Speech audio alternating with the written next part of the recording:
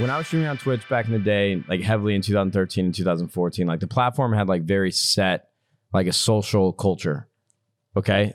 What is your guys' take right now on like the social landscape of Twitch? We've seen a lot of drama in the last few months with Alinity throwing her cat, feeding the damn thing vodka, which was terrible. We've seen a lot of people being progressively more upset. I saw like streaming from Korea yesterday that Slasher, the journalist, tweeted out where it's just like 4 Korean women like dancing around in bikinis that people were up in arms about. Yeah. Like, how do you guys feel about Twitch as a whole right now? Ninja obviously just left for Mixer. People are really, really upset with the platform. How do you guys feel right now about the ecosystem of Twitch?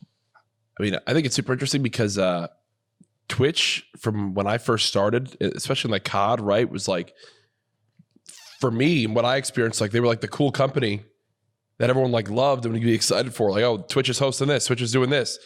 And then like, obviously Amazon has purchased them, and there's been a lot of people that were originally at Twitch, no longer at Twitch because they've either had enough or they found other opportunities or things just didn't work out.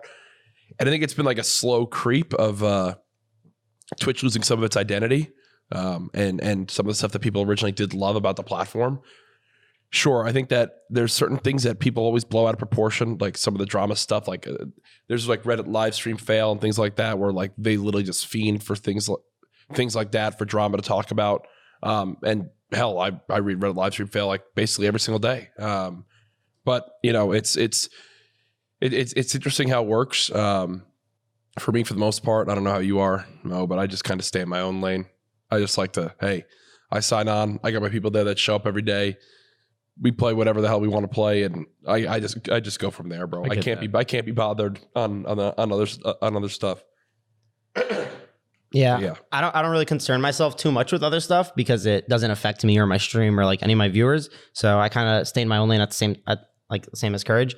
But I definitely think that Twitch has been a bit inconsistent sometimes, but I think it's also a little hard because people, I feel like, just push the limits on how to make money on Twitch. Like, as you can see with like the Asian girls just wearing bikinis, like on stream, like they're not like at a beach. Like, you know, Twitch like has set rules where like you have to be, if you're gonna wear like swimming attire, you have to be at the beach. You have to be doing something like related. You can't just like wear a bikini and stream playing like COD or something, like, because it's clearly like against TOS. But people just try to push the limits, and it becomes hard for Twitch, I think, to like be like, all right, this is crossing the line, this isn't. Like, I think a lot of it came down to like when they added IRL. Yeah, I think IRL like caused like a huge stir up of controversy on the platform, because like it went from gaming, and then sure there was like the podcast section, which was fine because like it was podcasts and things like this, stuff like that, live.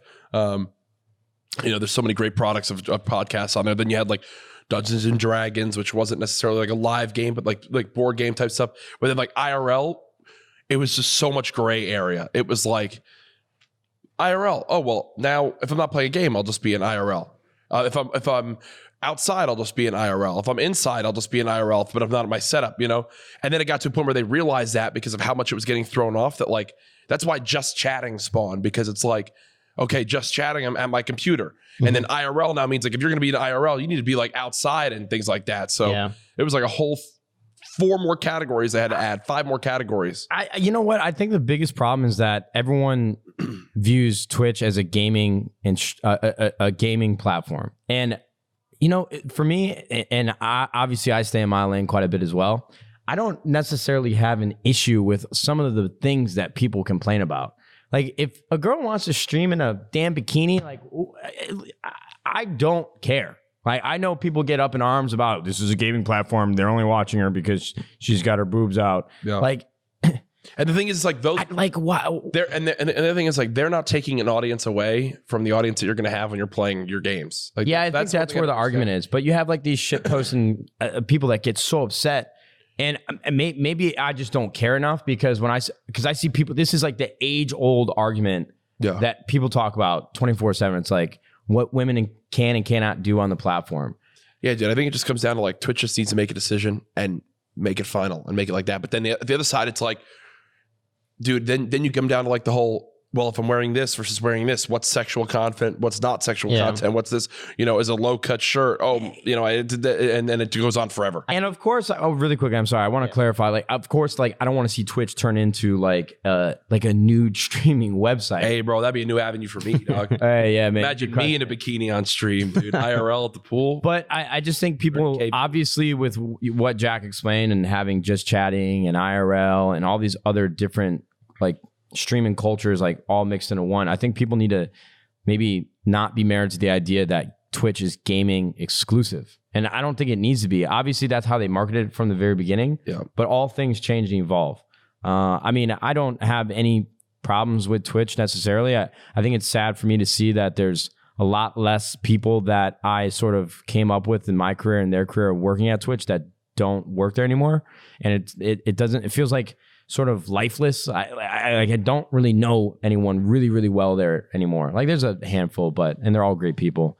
I just feel like, I don't know, Twitch is kind of like a shoulder shrug. I don't know. I feel like people love to have something to be upset about at all times on the internet. Oh, for sure. And Twitch has just been top of mind for everyone. Like, the Twitch is over party. I'm like, what the hell's going on? Yeah, the hashtag is actually just like, it's all like blown out of proportion. Like, I feel like stuff isn't that serious. I kind of agree with you where, like, I don't think it has to be strictly gaming. Like, you have to be playing COD or you have to be playing League to be on Twitch. Like, I'm fine with the IRL streaming, the just chat and streaming. Like, people doing whatever they want.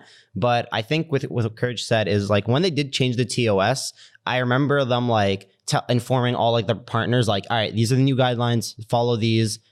And so you don't get banned. Like, they're just warning us, obviously. And I remember there's like a group call and like people would just ask questions like, hey, but so if I wear this top, am I allowed? Or like, what if I had this top and this top? Like people just try to, like, I guess, push every little limit until like Twitch really bans them, they try to just like go that extra step because like they know if they're wearing a certain thing or doing certain activities, like they're going to get more viewers. But it's like crossing the line at a certain point.